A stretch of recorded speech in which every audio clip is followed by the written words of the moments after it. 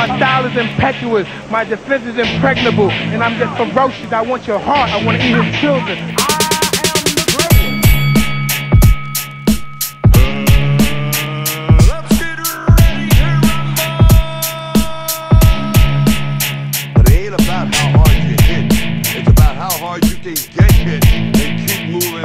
How much you can take, they keep moving forward. That's how winning is done.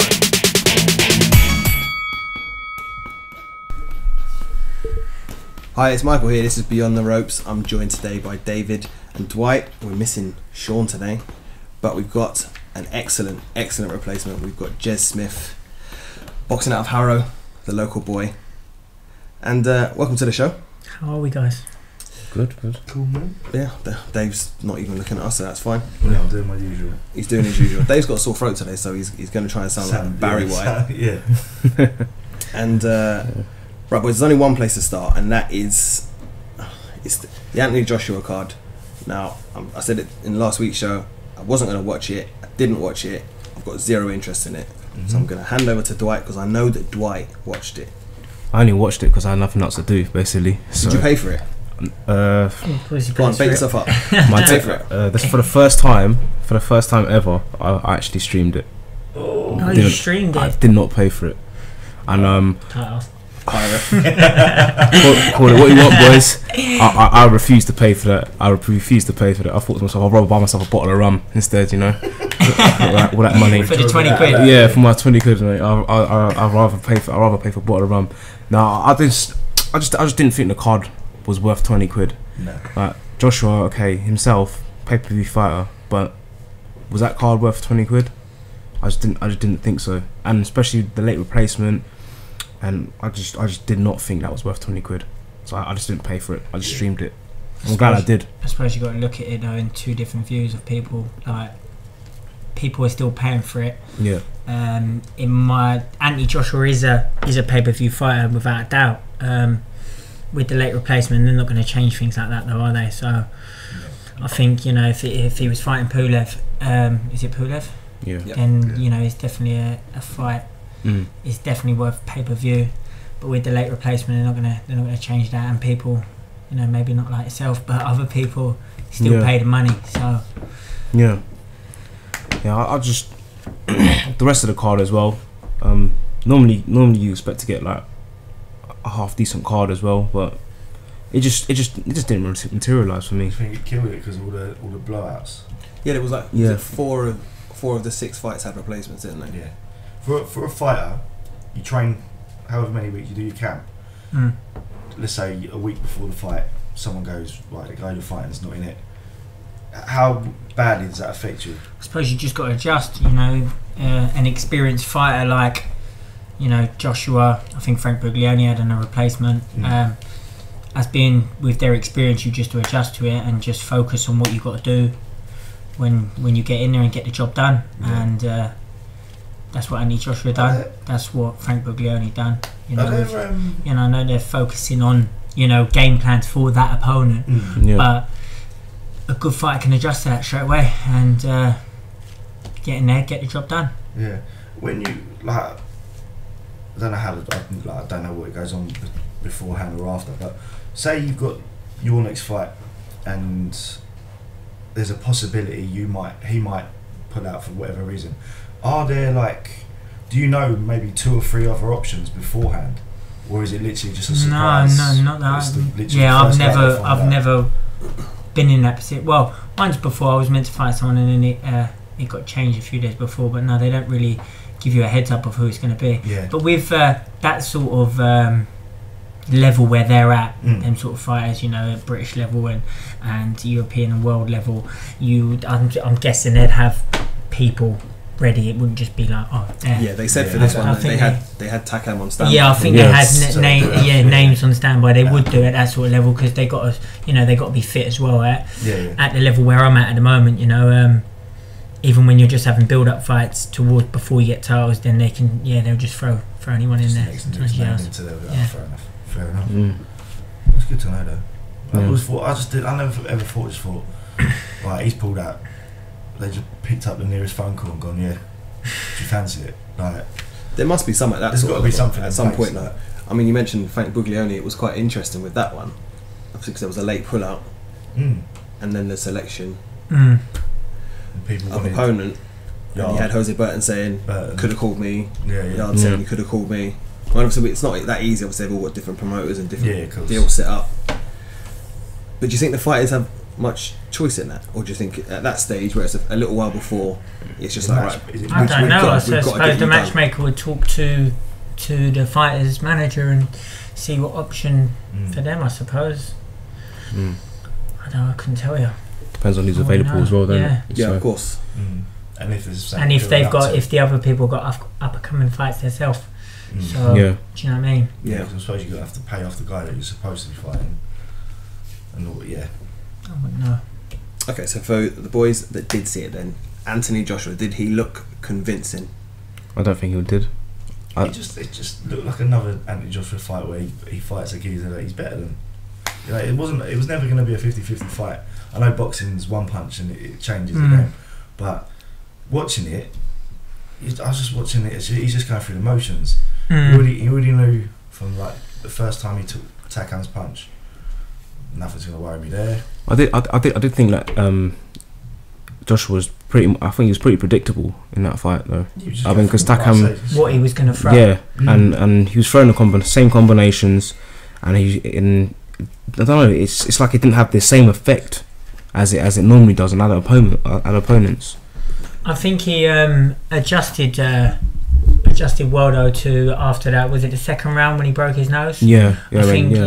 you got to hand it to Anthony Joshua. Definitely. He definitely, from breaking your nose, he probably, I don't know what would have been going through his mind, but Yeah. he kept it controlled. Yeah. He didn't panic about it, and he got the job done. Yeah. For me, I don't know if it should have been stopped when it did. I don't think it should have. Looked a bit easy, didn't it? Yeah, I don't think. I think the is it what's his name, Takam? Takam, Yeah. yeah. I think he deserved to see the 12 He rounds. definitely Yeah. did. Yeah. He definitely did.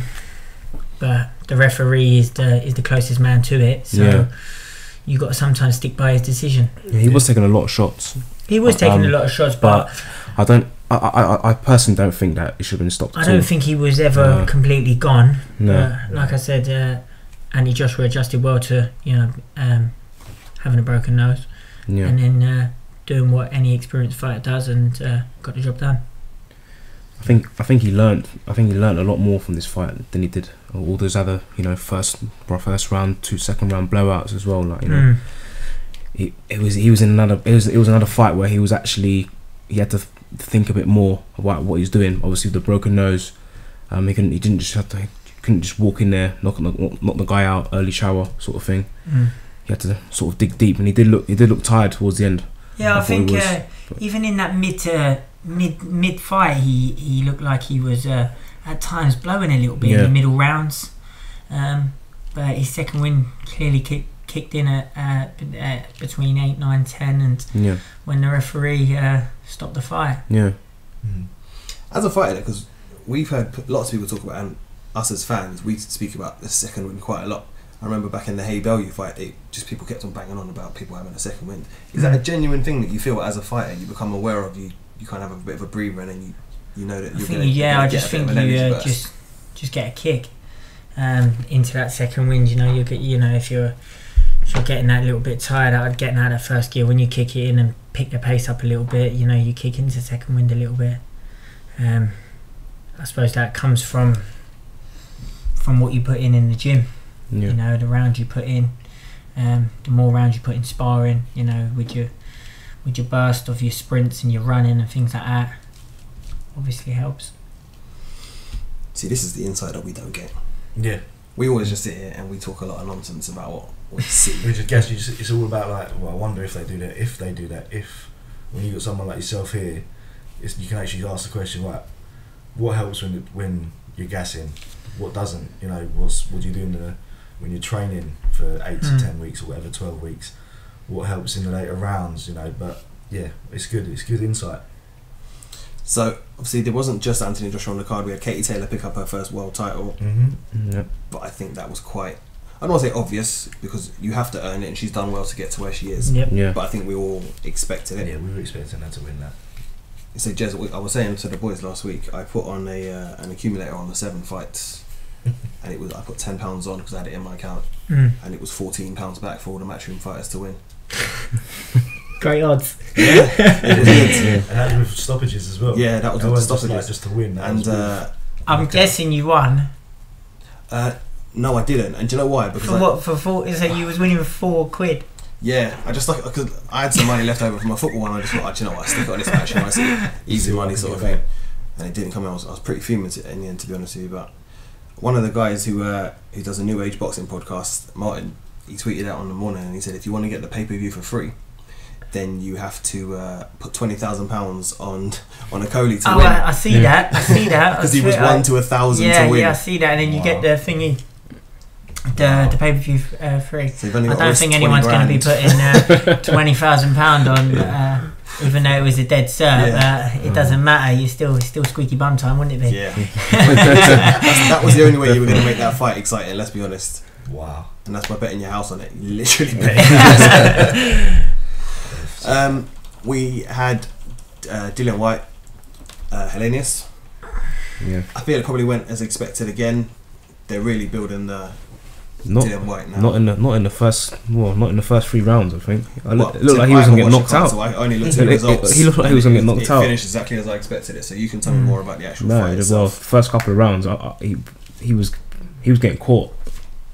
He was getting outboxed. I thought he was gonna get knocked out. He got wobbled a couple of times. But he done what he had to do and came back. Fair play to him. You know. But I mean, it's well known I'm not a big fan of Dillian White, but that's because he blocked us on Twitter for no reason. So listen, I'm petty. I don't care. Did you tweet him anything? No, do you know what we did? Right, and I You found must have out tweeted him recently something. how we got banned. And it's if you message him or if you tweet him and you ask him why he hasn't updated his bio because it still says 17-0 or 19-0.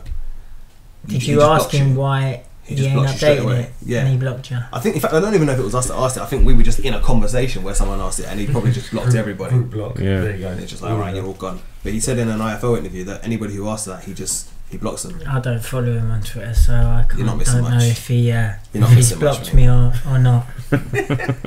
Are you a fan of Dylan? Of Dillian White, I don't really watch much of him, to be fair. I watched a fight of him versus Anthony Joshua. I thought he was doing alright up to when he got knocked out. I can't really comment on the other day because I didn't watch it. I like where Dillian's come from, fighting on a small show and now built himself up to being on the matchroom shows and doing really well for himself. So I hope he does well in his career. I believe he can. I believe he can achieve more than where he's at the moment. I don't know if he's ready for world title level yet, but I wish him all the best with it. See, it's interesting what I find with him. So since he fought Joshua and that being his kind of high point, still dining out on the fact that he buzzed him. Like He buzzed him on early on, wasn't Yeah, he? in the He first or buzzed second Joshua, round or something like that. Yeah. But so he's obviously he's still that's still the thing. It's like he nearly got Joshua, and Yeah, the closest one But to it. Well, I do find with their careers now, Mm. obviously Joshua's in terms of everything about him, Joshua has progressed and moved upwards and onwards. And I'm not trying to be harsh. I don't see Dillian White being any better now than he was 2 years ago. I still think Joshua's probably the best person he's fought. yeah, without a doubt. I think his training's gone a hell of a lot better. Well, he's definitely more professional now. Yeah. But I think he said that himself. He has someone that sorts out his food and his diet. It's fully.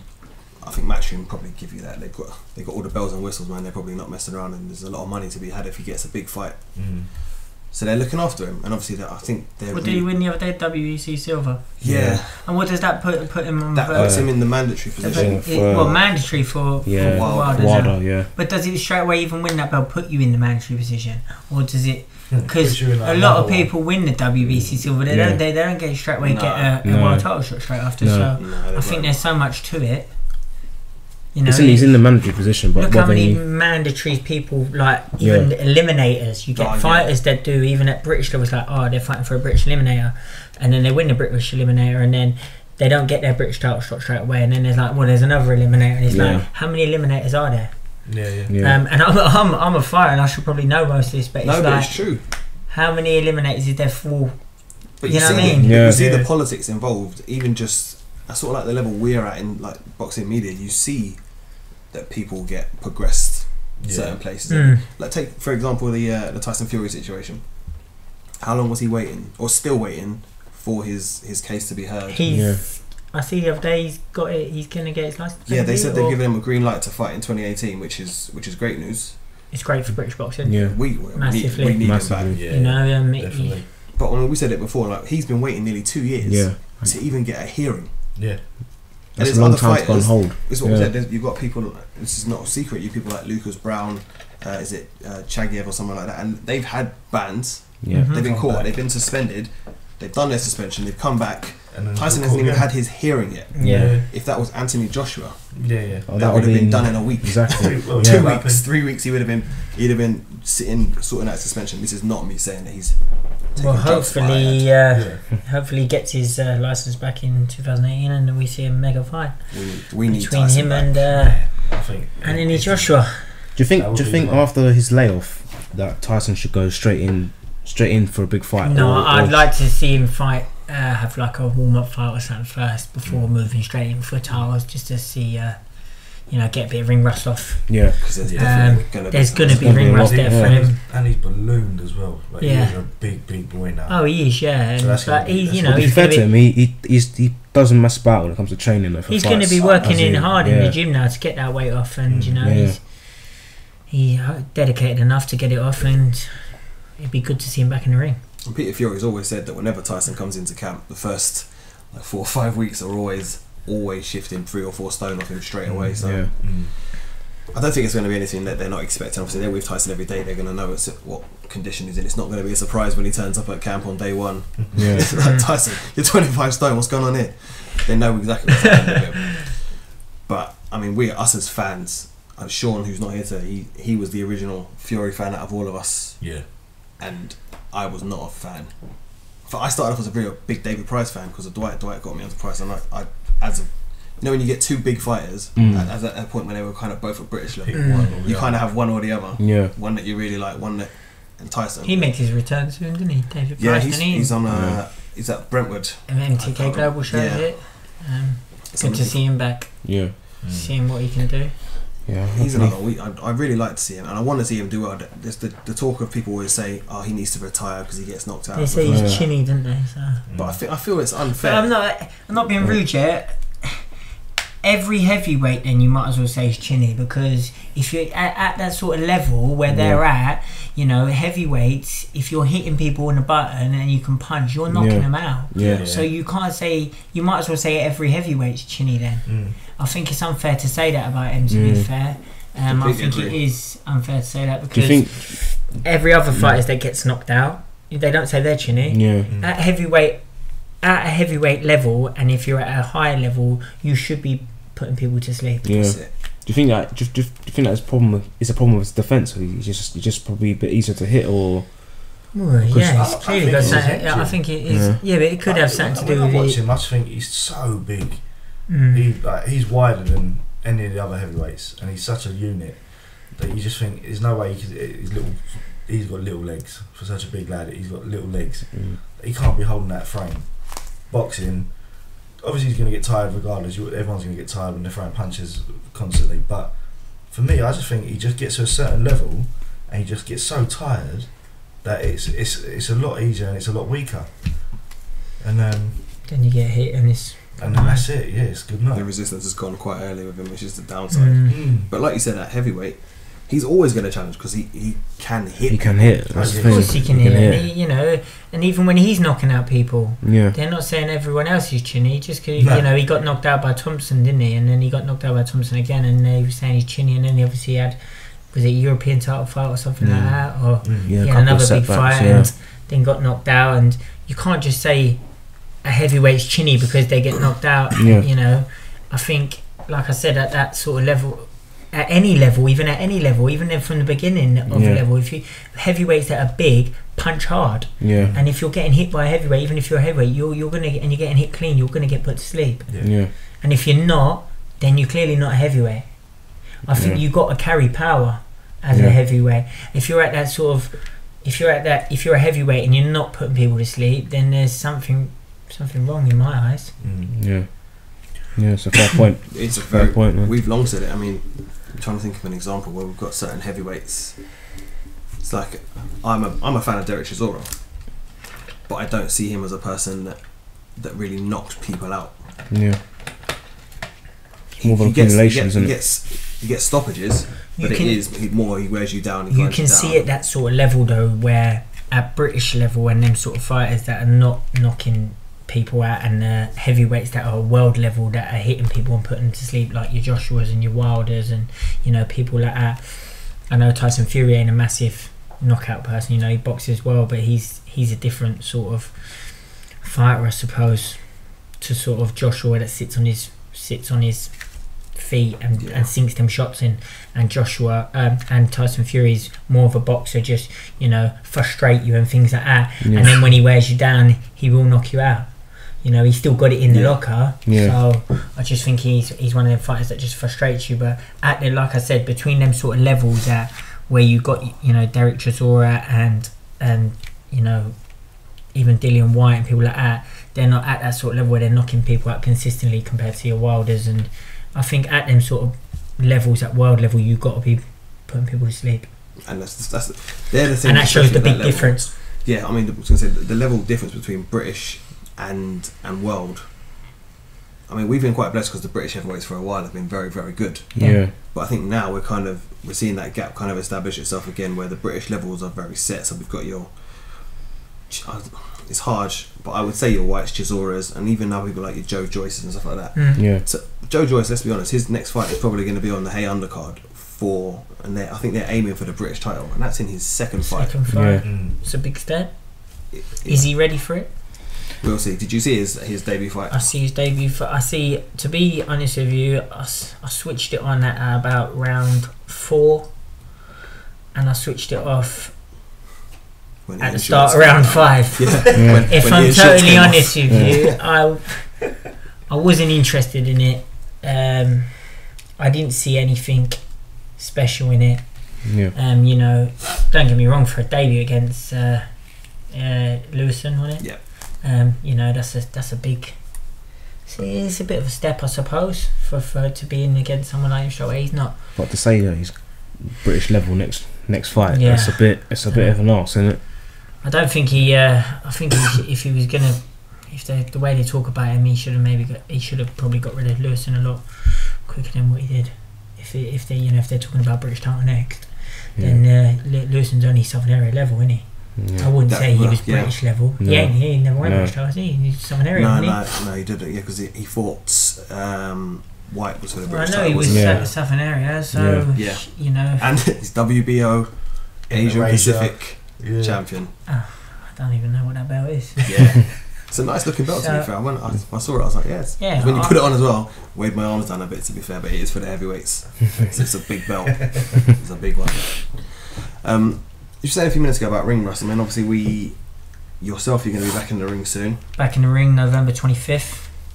Where's that going to be? Come on, plug it. You're called Bethnal Green, Steve Goodwin show. Got a 6-rounder. Just because I've been out the ring since March. I want to start getting active again now, get back in the ring, get some rust off on November 25th, and then after this one kick on, I want some titles, I want to fight some prospects. I'm gonna have to. I believe I'll have to take a step and take a risk. That's a risk I'm willing to take. And yeah, I'm ready to see what's planned for me after this one. Southern Area, even pick up a Southern Area title. I think I'm past Southern Area. I think I'll win a Southern Area. I think I'm better than Southern Area title level at the moment, but that's the way you got to do it. So let's. I think it's trap season now. I want to pick up some belts. I want to fight some prospects, and I think we should all be fighting each other instead of always fighting journeymen. So. Yeah. If any light welterweights or welterweight prospects are listening, let's get it on. Not to put you on the spot, if you could choose one prospect for a nice big fight right now. Conor Benn.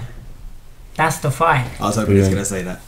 That is the fight. That fight. You know, he's undefeated. He hasn't. You know, I know he boxed a couple of undefeated fights with 4-0, but then fighters that he's fighting who was like 4-0, 5-0. You know, they're just ticket sellers who, you know, like even like myself right now. Like I know I'm selling tickets and that, but they've been given like opponents that. Probably some journeyman that could beat him, but because they do a good ticket, you know, that's what's keeping their undefeated records. And then when he steps in against someone who's like Conor Benn, you know, I thought he looked, you know, I wasn't that at the start of his career, I wasn't too keen on how he was, but then, you know, I think he is improving as a fighter. I think in his last fight, he looked very, very, very good. I thought he looked at times, you know, he was a bit more calmer. He didn't rush his shots, but I think. Styles make fights, and I believe my style would beat him, and that's a fight I would love to have. I don't think it would happen because, you know, he's with Matchroom, and I think they're just feeding him shit at the moment. So I think you're spot on. His next fight's in it's in America, isn't it? It's in America. He's getting all the limelight. He's going to get the limelight, but I'd like to see when he does step up against an unbeaten fighter that can fight. And that will not just, you know, will come and give it to him as well. And, you know, who can box, who's got an ability, you know, who's not just going to roll over or, you know, then you'll see where he's at. Yeah. Even if it's not me, put him in against someone that's a bit more lively, and, you know, we'll see where he's at. But like I said, I've got a job to do November 25th. Get that off. Then after that, strap season, belts. I'm coming for him. Wicked. I love it when people tell us that they give us a name of someone they kind of want to fight, and they give us a direction of what they want to do. Yeah. And it's so good. Sometimes we speak to people and they just like, I don't want to say anybody's name. Nah. And it's like, fine, you don't want to call people out. I'm not saying be disrespectful, but I've got a job to do first though, so I need to focus on that. Yeah. And see where things go after that. Have you got your opponent sorted for that yet, or is it? No, I don't think. I don't know. To be fair, I haven't. I'm just concentrating on my training at the moment. I'm still, you know, it's just under 4 weeks out. Yeah. I'm focusing on. I've got good sparring coming in. I'm training well. Weight's coming off right. I'm eating clean. I'm living the life. I'm just ready to get in the ring and do a job on November 25th. And if anyone wants tickets, get in contact with me either on Twitter, Facebook, or Like I said, plug away, man. Yeah. Plug away. I'm hoping we'll be there. Hint, hint. We'll come at you for some tickets. Yeah, that's it. We've all got to ask our wives if we're allowed to go out first. Yeah. But we'll be there. There's a lot of boxing in November and December that we're all kind of penciled in for already. Be like, one where, can I go to this one? It's like, are you joking, mate? You're taking the piss, Michael. Like, yeah. Yeah, right, I am. Yeah, I am, but I need to go now. Yeah. So I mean, if they said like kind of strap season for yourself, I mean, Conor Benn said before, after his last fight, that he doesn't even feel he's ready for a Southern Area title sort of. Yeah, I heard that. I heard he still wants to. He said something about he's still progressing, still learning and things like that. Well, if that's where he is, then that's where he is. Then I'll see you when I see you. Well, that's it. Because I'm moving on now. Yeah. Put yourself in a position where you can be the person that he's. I think they're doing well. They will do well with him. You know, if they steer him in the right direction, and I believe they are. He's improving definitely each fight, and that's what they want. So he's just learning his trade a little bit more, and you know, I've been pro now a couple of years, so I want to kick on now. Yeah, I want to kick on. It's not. I don't want to rush, but I want something to you know dig my teeth into and think, yeah, I'm ready for this one. You want something to really aim at. That's what I want. Even like I said, even if it's Southern Area first or something like that. Yeah, that's the plan for me. So who would be the person that sorts out? So you have your trainer, Robbie Lloyd Taylor, and then you have your manager, who's Adam Booth. Yeah. Is it like a group discussion, group decision? Well, you know, Robbie will speak to Adam and tell him how I am, and you know what we want next and things like that, and then you know it's down to Adam as the manager to get that sorted for me. Go off and negotiate. You know, speak to promoters and see who wants to put it on their show, and Hopefully be doing work with Steve Goodwin now, so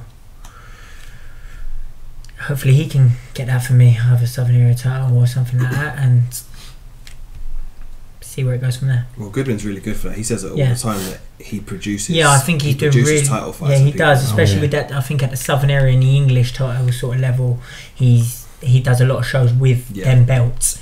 So if he can produce it for me, and I'll be more than happy to fight his shows. I mean, it's really good with Goodwin as well, because he's obviously very, I don't want to say intertwined, but he works with a lot of different promoters as well. Like he provides the fighters for the Haymaker undercards, a lot of the Warren undercards. So he's always got cards up. I don't think there's many weekends that go by when you're not seeing a Goodwin show somewhere or other. Or one of his fighters. Yeah, you definitely see it. Like when we went to the Haymaker show, I think pretty much the entire undercard was provided by Steve Goodwin, which was insane, because it was about 7 or 8 fighters before the televised people. And in fairness, like I said, a lot of the guys I hadn't heard of, but it was a big platform for them. It was obviously quite a big crowd on a big card. Let's be honest. I mean, where was the card? It was at the Indigo 02. Where's that? So it's in the O2, but it's because when I see it on the telly, I was like, that's not the O2. No, so it's in the O2. Someone said O2, and I was just like, they don't look like it. No, but it's the Indigo's. It's essentially like a nightclub. It's got a big stage. I thought so, because they had like banisters and that as well, didn't they? Yeah, it was a very strange setup. We spoke about it last week. So it's just like that, isn't it? You get the stage at the front where the ring was, and then like a cinema style. Yeah, front to back of just rows of seats, and then a bar right at the back. And then there was the balcony bit at the top. And like I said to the guys, those were the cheap seats, and they were the best seats in the house. Yeah. So if you ever get to go to the Indigo 2 to watch a boxing, it's like that in the York Hall as well. It's like that in the York Hall as well. When you're on the balcony, I think they're great seats. I do, and people say sometimes about, even when I sell tickets for York Hall, and have people like, how much are ringside and things like that, and I'm just like, ringside 65 and VIP's 100. When you get one 2 seats from the ring. But I say to a lot of the people that buy tickets, I said you're better off just buying £40 tickets, because you get a better view from the £40 tickets when you're on the balcony. Or even if you're not on the balcony, your view either way in the York Hall is I wouldn't be paying the extra to go as close as people do, because it's the same sort of view, isn't it? Sometimes with even with your call, like if you're too close, you're looking up at the ring. Yeah, it's better to be slightly elevated. Well, that's what we said about the Haymaker one. So I was in the media seats, so they were really close to the front, but we were lower than the ring. So we were looking up at the fighters, so you can only see them kind of from the waist up, which was probably a good thing, to be honest with you, on that night. But yeah, York Hall on the balcony, they are definitely. I much prefer those. They always look good when they did pan. When they pan out. Yeah. You got one geezer. He's just sitting there. He's leaning over. I'm pretty sure he's just tapping the geezer on the head. That's how close it looks. You think, fucking hell. Oh.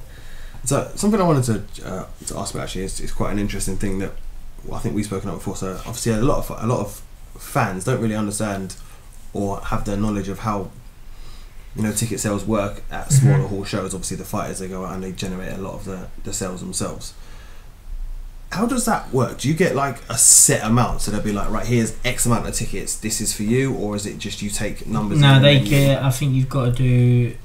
I don't really get involved in my tickets. I'm quite lucky that my dad does it for me, and he does a good job with them. But I think it's you get a set of. I think it's like you got to sell 100. I think so for this one. I think it was like 107 tickets minimum, and that sets you out of the money that's earned from that. I'm not going to get into the figures. I don't know. But I think that you pay for the opponent, the house, and then the rest for you. And then after the 107, if I'm right, I might be wrong, but I think you get 50% of every ticket. So if you, after the 107, say you do another 50, you get every ticket you sell, you get 50% off. So you give 50% to the promoter, 50% yourself. So if they're a £40 ticket, you get 20 quid out of it. Yeah. So because it's one of those. It's a hard job selling tickets. Well, this is the thing. Any fighter, you got to. If you haven't got, it's with boxing being on a ticket deal as well. Like, if you haven't got sponsors and people like that that's helping you, like a lot of these like fighters that are not on these big shows has to sell tickets. There, you know, it's not a full-time job for them. They have to work as well. Yeah. You know, because of what you earn off of selling that ticket. Unless you can sell 400 tickets, 500 tickets every time you fight, and you're fighting every 8 weeks. But That's a hard lot. enough That's a selling. lot. It's hard enough selling, you know, 150, 200 tickets. So Yeah. even then, you know, some people you just try and do the 107, and so you don't. It's a lot of stress for people, and you know, you expect people to come every time you fight, and I mean, it's keeping everyone keen as well, isn't it? Yeah, because that's the thing. If you're fighting every 7 weeks, And if weeks you're fighting journeyman just all the time, so then people are just like, you know, they see the same thing. You know, I'm quite lucky. I got good support, and you know, I got a lot of people that that want to see me do well, and they don't mind putting their hand in their pocket and paying for them tickets. Even though I have some people that buy tickets and don't even come. But they're supporting. But they come and support me. So it's, you know, it is hard for fighters that can't get the people to go all the time. Like you said, it's a shame, it really. must be a stress though, like you said, that, and it must be difficult for fighters. Obviously, you're trying to get through a camp. Yeah, because you're working. You still got that training, pressure to be doing all you know, that. and then as you've well. got to fit in your foods around it. You're running and things like that. It's hard for fighters to earn. They're not earning bundles of dough until they get that break. Yeah, I've spoken to you about this before, and it's like the perception on the outside is obviously everyone sees the Joshua shows. They see the big glitzy crowds, the big. If you can get on them. And it's great, but obviously there's so much boxing below that level that people just aren't exposed to, and they don't see the amount of hard work that goes into it. Yeah.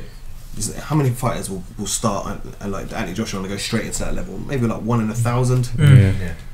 There's so many boxers. I mean, I wouldn't even be embarrassed to say it. We discovered you kind of by accident when we went to the Harrow Ledger Centre card, and you had that absolute. I said it as a fight of the year with was it McCauley McGowan? McGowan, yeah. That was a good tear up. That was a good fight. We were sitting there. It was the undercard. I was like, I wasn't expecting massive amounts. It was in Harrow Ledger Centre, and we were just sitting there. Like first round came around, I was like, okay, this is heating up a bit, Dwight. Second round, I was like, Jesus, this is an absolute terror. And then we came out and we were like, well, that was easily the best fight of the night. Yeah. And I was gutted because he moved up to middleweight, didn't he? That was at light middleweight. That was actually at just below light. It was between welter and light middle. I think it was at 10-10. I was definitely gutted that the rematch didn't happen. You know, on the night of the fight, I thought I'd done enough when I was in there to win it. Watched it back, very close. You know, being in Harrow as well. Maybe, you know, some people might go, oh, he got the stroke of luck and got the draw out of it. Either way, draw, you know, win, lose, whatever, that fight should have definitely been one for the fans to be seen again. Definitely. You know, and I think it was definitely worthy of English title, Southern Area title. Well, it couldn't be Southern Area title because he's from Manchester, so we'll find English the title that we can scrap. Well, we'll find the title. But what I mean, like, if he was definitely worthy of a title, definitely English title. I thought. Tried to get the rematch. Spoke to Adam because after that fight I switched management from who I was with to Adam, and I spoke to Adam about getting a rematch. Spoke to Andy Alien. They said about it will happen, this, that and the other. Was waiting for it, then nothing really come of it. You know, I said numerous times about on interviews with I from London. I think I might have mentioned it to you before about that rematch. Wanted to get it on, didn't happen, and now we're back to where we are. And you know, I've got to kind of build something again and try and get another fight like that people can captures the imagination. Yeah, definitely. Because that's absolutely what it was. Like I said, people came away from that. And I'd never heard of McCauley McGowan. Obviously, he's not a fighter that's like we're going to see in small shows necessarily around here. And again, he was a fighter that after that. Well, add him on Twitter. We'll start following him. And this is how we discover these fighters. Just when they have these great fights, like you said, when you turn up and you have these fights with gentlemen all the time, But these are the fights that the fans want to see. You know, they want to see people putting their unbeaten record. Like he was 10-0, I was 7-0 on the line over 8 rounds. And, you know, pure war it was. You know, and the fans are like, they're getting their money's worth on these small shows. They produce. They do produce like good fights that don't get recognised. Well, we've said this before. The small holes are where the best fights, the majority of the best fights happen because they're more often than not they are 50-50 Because fights. like with some of these, Because you've got to give the fans their money's worth. If that's like you said, it's you're telling people to come and spend their hard-earned money to watch a lot of fighters. Generally, that people might not necessarily know because they would have bought their tickets from a particular person. Yeah, well, you look at when you go to the Joshua fights, when you go out, some of these guys they don't even watch half the undercard. They'll go off, do whatever they're doing, stand in the bar, chat to their mates, do whatever. Come back for the main come out, watch one fight, go home, spend 120 quid, whatever. You go to one of your nights, one of the smaller hall nights, you can watch 5, 6, 7 good fights. Yeah. Spend half the money. Yeah. Be 10 times closer, and actually go home talking about 6 or 7 blokes that you think, right, he was good. Yeah. Start following. This is the reason we've got to watch. This is going to be big. Like that's for me. That's 10 times better than going travelling. What 2 hours for us or an hour for us? Watch one fight and then fuck off home. There's a lot more exposure as well, though. 20,000. There's a lot more exposure now for boxing. I think it's grown a lot more with the different platforms you've got to watch as well.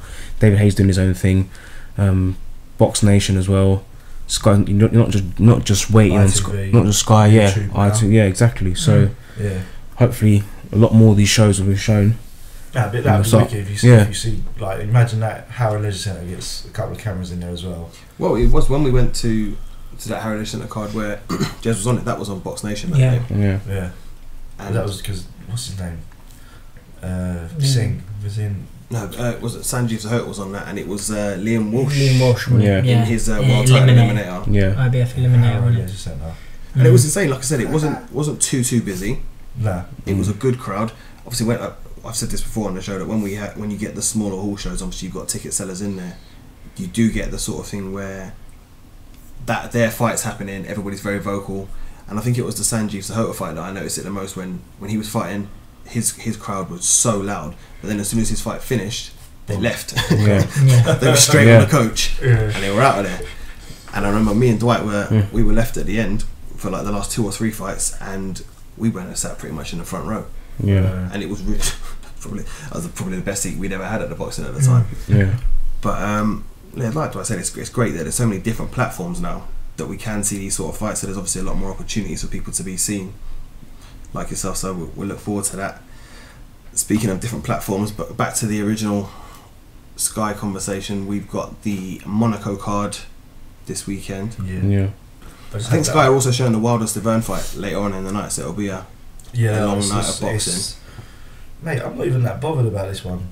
Quigg for me and Chisora, McDonald. Other than that, I don't know why they're going over to Monaco to fight. They've definitely got a deal over there because they've done a few fights over there. Since Murray had Golovkin over there, wasn't it? They've then started a few more fights, but I bet it's a tax thing. Come on, Eddie's a genius, man. Fighting in Monaco for no reason. And then you got Wilder on, but Sean Porter makes his comeback. Is it a comeback? He hasn't been in the ring for a long time. He's been, he fights. Should he win? He should win, shouldn't he? Yeah, you would hope so. Ronaldo's not that I've never heard of him, but don't follow him too well. Nah. It's because David is the world's biggest Kell Brook fan, so he doesn't really follow anyone else, and he definitely doesn't like Kell Brook. Yeah. He loves a bit of Kell Brook. I can't say anything. When does he make his return? That's the big question. Or does he? This look take the piss, but that's the does thing. he? Or does he?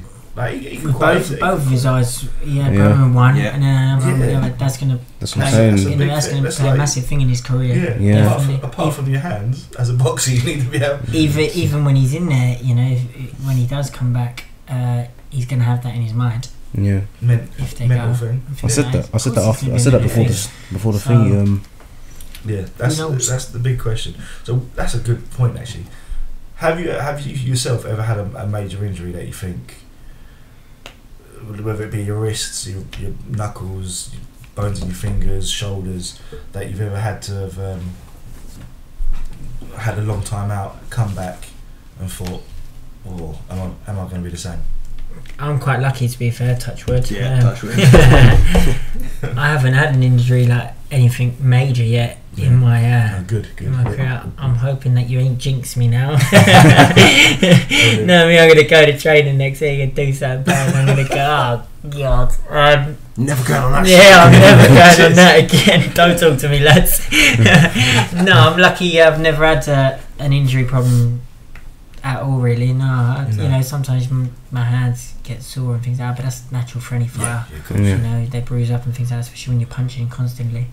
But no, nothing like that. But it's probably difficult for any fighter like that has that in the back of their mind with any sort of injury, like you were saying about Kerr with his eyes. Like I was saying, that's going to be massively on the back of his mind when he does, if he comes back. You know, it'd be good to see him back in the ring. Yeah, because I definitely think he's a very good fighter, and I think he's definitely at world level. Yeah, and it'd be good to see him back in there. So, a question for yourself again, actually, right? So, speaking of the McDonald brothers, I don't even know which one's fighting. Is it Jamie? Yeah, Solis as well. So as the fighter, he's fighting. Sorry, they're twins, and you've got two. They're both quality operators, and I can't remember which one it is. I think it's Gavin, who is completely devoted. Like, he loves boxing, lives it, watches it, does it, reads it, and then you've got Jamie, who's just very good at it, but doesn't actually. Like you said about yourself, doesn't really follow it that much, doesn't watch it at home, doesn't really keep an eye on anyone else. Is it obviously you're not a massive follower? I don't really follow it that much, to be fair. It's quite bad, really. I should be watching it a lot more than what I do, but I don't know. I think because I do it all the time, I suppose. You know, I'm training all the time, I'm fighting all the time, and boxing's always there in the days when I'm training or whatever. I think the last thing I want to do, and I do get time to chill in the evening, is sit and watch boxing. For some fighters, people that doesn't mean like I don't live the boxing and breathe boxing and think about boxing all the time, because I do. I'm dedicated to it, and I want to achieve in my career, but that doesn't mean I have to watch boxing all the time. When you get the big fights, and I'm interested in watching them. Like, you got the Lemachenko and Rigondeaux fight coming up. I cannot wait for that fight. That's such a massive night of boxing as well. That will be a fight I will definitely be watching. I'm looking forward to Billy Joe versus Lemieux. Looking forward to that fight. You got the return of James DeGale. I'm a big fan of. I really like James DeGale. I think he's a class act. So that's another one to look forward to. Definitely. But you got obviously Smith and Williams, November 11th. That's going to be an exciting fight. But I don't like some fights on some shows. Like, I don't even know that they're on sometimes. Like, you're talking about that Monte Carlo. Is it Monte Carlo show? Yeah. And I didn't even really know what was going on with it, to be fair. Until you obviously started talking about it, I knew it was happening, but I didn't know really who was on it, what was topping it and things like that. I wasn't too keen on it. But I think you get that with sportsmen of pretty much every sport, really. You hear a lot of the footballers that they obviously play, they train 2-3 hours a day, they have their match at the end of a week, or 2 or 3 times a week, and then they just completely come away from the sport. You need downtime, don't you? You can't just... Well, that's it. It's safe for it. I suppose finding that balance. I don't go home and carry on doing electrics. You don't come home. I keep doing spreadsheets. Do you know what I mean? The thing you do. Well, I'm not gonna spend. As soon as I'm finished, I'm done. That's it. Head switched off. I just want to chill, relax, do anything. So if it's what you're doing 24/7, I imagine you burn out quite quickly as well. You just... There's only so much as well, especially if you're doing it. So you're having like your early starts. You'll train maybe 2-3 times a day. I don't know what the get up is, but after doing that, I want to switch off and just mong in front of the TV for a little while. So you have to switch back on the next day, and you start training again. That's it. Last thing I want to be doing is sitting down and constantly watching boxing all the time. I enjoy watching, like I said, them bigger fights and learning and watching them fights, but I don't always watch undercards and things like that. I know a lot of fighters talk about when they study it and things like that. I do all my studying, my learning and that in the gym. And when I do watch them, I suppose it's opinions and that, because a lot of some people say, even trainers say about the, watching it, the old fights and things like that and all that. I just don't always interest me. I've got life as well. As well as boxing, and it's even sometimes when not just talking about boxing, watching it and that, but it's even sometimes your lifestyle of after your fights.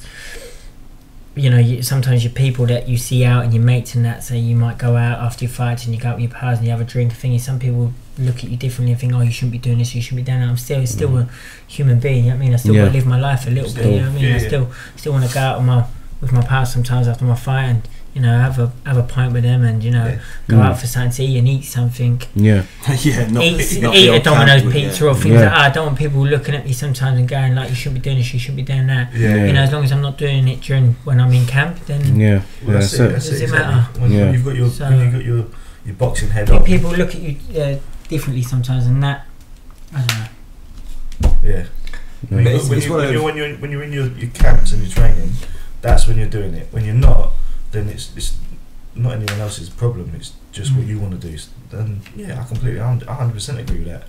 But I think it's just as, and like you said, you absolutely need that space. The problem is that us as fans now, we're so involved with boxers. So like we see them 24/7, TV, radio, Twitter. Everybody's so involved all the time.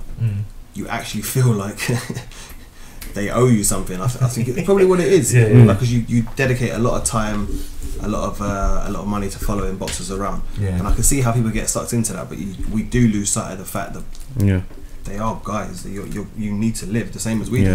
Our downtime is us going and watching boxing. You've just done 12 weeks of doing that. to do that, to get to us having that one night. So I can completely understand how you end up in that situation, and it must be quite frustrating. Like I said, if you're out and you're just having a bit of downtime yourself, to try and have to live with everyone's expectations all the time as well. Exactly. Nah, so that would do my head in. I wouldn't like it. Nah, not in the slightest. So I mean, I think you were at the. I think I saw it on your Snapchat. You were at the Groves fight, were you? Yeah, I went to the Groves and Cox fight. I didn't go for the undercard, nothing like that. I had other things in the day I had to do, but we ended up getting there for the main event. Always good. Why it lasted. I thought Cox was doing really good up to when he got caught with that cracking body shot. I think that was a lot of practice in the gym. They named that shot, and that was a cracking shot. Yeah, it was. I missed it actually when I was live there. The actual body we shot. All did.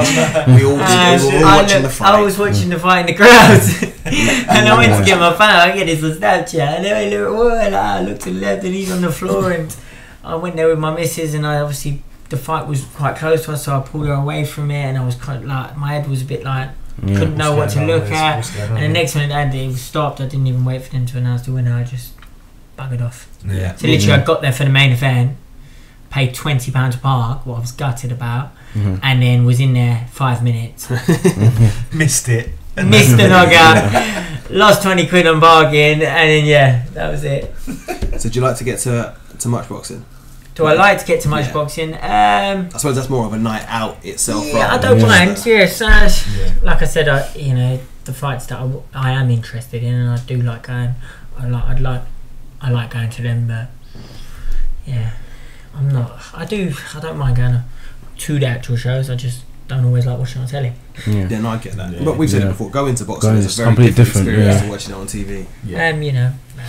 Especially when you haven't got Sky talking shit.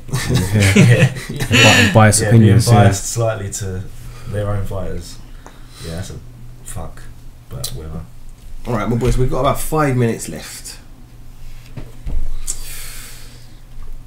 We're just going to throw some questions at you quickly then. Go on in. So, what do you think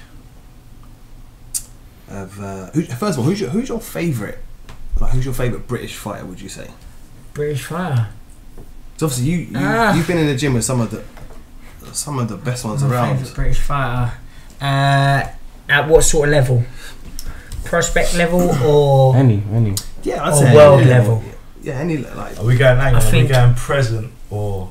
I'm thinking present, like people that are around now. I think so, you know Josh Taylor's or your Right, gotcha. Them sort of people. Mine would probably be Josh Kelly at the moment. I think he's Josh Kelly. Mm-hmm. and I'm not being like biased because he's a teammate, but I think he's a class act. He's a cracking fella as well, and yeah, I just think his skills are just different class. I really class. want to I watch ask him you in the about gym that. and that, and he's just a league above, and I think he will go all the way. Definitely, I think he's a class act. He looked Very good on good, the weekend. very good, Well, he's with the top and he's trainers, impressive. isn't he?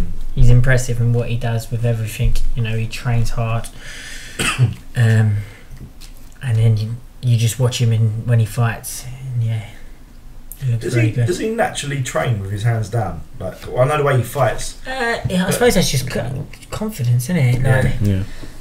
Do you think his that will change? his ability is there. Yeah, he's there. Yeah. Without a doubt, he's got so much confidence of just moving his head and Yeah, just yeah. moving his feet, and Yeah. the things he does in the ring, he does them in sparring as well. Yeah, like he's different gravy. Do you think that will change with the level of opponent? Yeah, I would say. I don't know what's going through his head when he's doing all that. He's more confident. So if he's confident on doing that, and when he moves up in thingy, then Yeah. Fair enough. why not? Yeah. And he looks good at doing it. It's exciting to watch from the Oh, so, massively. Everyone's so excited and It's buzzing that's off what you want. You want a bit Yeah. of character, don't you? Cool. That's So, it. You want to see something different, and no other fighters. Well, for me, no other fighters doing what he's doing. You've got that bit of So swag you- about him as well. Yeah, you straight away he's an eye catching. Like Definitely. Oh, well, what's this fella? But yeah, no, fair play. You can see he's going to be good. But it's it's good because obviously you Very train with him impressive. and everything. But wicked, man. I mean, you were just saying a minute ago, obviously, not to be biased about a teammate, but let's be honest, your teammates are pretty decent, to be fair. Yeah, they are. So pretty You decent. know, that's obviously Adam's side, and you got. Now I'm working with Robbie Lloyd Taylor. He's got a couple coming through that hopefully will do well. Who's just got their licenses, and we'll see if they get on the platform a little bit. But obviously on Adam Booth's side, you got Lucian Reed, you got Charlie Edwards, Ryan Burnett, Josh Kelly, you got Andy Lee and that. So But you can just rattle off a load and make I know. yeah, you could just keep coming with it. Yeah. Yeah, they do. So in terms of, obviously, that's your kind of managerial side. Yeah. Do you have much interaction with those guys as well then? Well, obviously I was training over there with Adam and Yeah. that, but now, you know, I'm back on small hall shows at the moment. I've had to go back to work, so now I've gone back to work. Adam's over at Adam's gym. They all train at 11 o'clock in the morning, Yeah. or in the daytime. So it's hard for me to get over there. You know, I still got to earn a living. But hopefully, touch wood, I get myself after this fight. I'll get myself into a position where I get a good fight, you know, and pick up a few titles, and then hopefully I can get myself back over there, training with all the boys during the day, and I won't have to work. I've got to get myself in that position first. So at the moment, I'm just taking the rough with the smooth and just kind of going with it, and hopefully get back over there with the lads. I think that's a nice place to wind it there, to be honest with you. Wicked. I think it's such it, and it's not in patronising. It's so good to hear people that speak like that, because obviously, like you said before, it's not easy. Obviously, having to have a job, do all your training, all the stuff that goes along with that. You know, all the ticket sales and stuff like that, as a whole package. So it's commendable. It's an eye opener. Yeah, it's an eye opener. Like I said, a lot of people watch a lot of boxing and don't know, don't realise the little bits that go into it. No, that's wicked. So it's good that we can obviously speak to yourself, and we can get that sort of knowledge out to people as well. Maybe encourage people when the fighters are selling tickets a bit more as well, and be like, do you know what, actually maybe I will take up a couple of tickets because I know that it helps, it makes a difference. Yeah. So I'm glad that we can try and relay that onto some more people, and thank you very much for joining us today. Thank you for having me. It's been appreciate it. It's been a good insight into it again. Yeah, wicked. Wasn't as bad as you thought. You were able to talk. No, it was alright. I enjoyed it very much. So A lot easier. No cameras. hopefully, Just chilling. In fairness, after the fight, November 25th, maybe I can come back on it. oh, we'd love to have you back. Yes, defo. Do it again. We're building up a catalogue of people now, so we're definitely going to get you Wicked. back. All right then, boys. Well, we'll wrap up there then. Dave, have you got a message for Sean? Try to keep it clean. You're a cuck. I was going to say, do you know what, we got to the hour mark and no one had sworn, so we didn't have to put the E on iTunes, but now we do. Yeah, sorry. Because it's explicit now, because David's ruined it right at the end. And the deal is that we don't edit the show, we just put it out as it is. Is what it is, isn't it? It is what it is. Well, thanks very much for joining us today. Wicked. And best of luck on the 25th, and we'll catch up with you again soon. Thank you very much. Cheers, lads. Bye. My style is impetuous, my defense is impregnable, and I'm just ferocious. I want your heart, I want to eat your children.